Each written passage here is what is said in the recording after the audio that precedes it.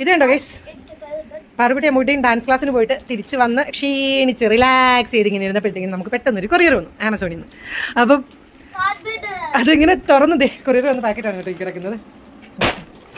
Courier വന്ന പാക്കറ്റാണ് കേട്ടോ കിടക്കുന്നത്. കണ്ടില്ലേ, കാർ ഇൻഫ്ലേറ്റബിൾ ബെഡ്. കുറേ നാളായിട്ടല്ലേ പാറുക്കുട്ടാ? എത്ര നാളായിട്ട് പറയുക വേണ്ട പപ്പയുടെ അടുത്ത്?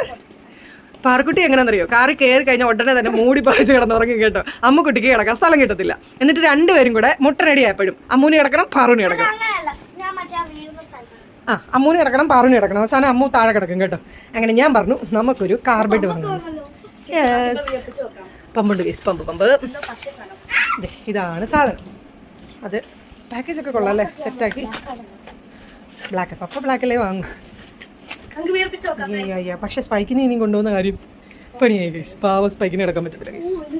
ഇത് ഞങ്ങൾ ഫിക്സ് ചെയ്ത് കഴിഞ്ഞിട്ട് കാണിക്കാം രണ്ടുപേരും കിടക്കുന്നത്. ഓക്കെ.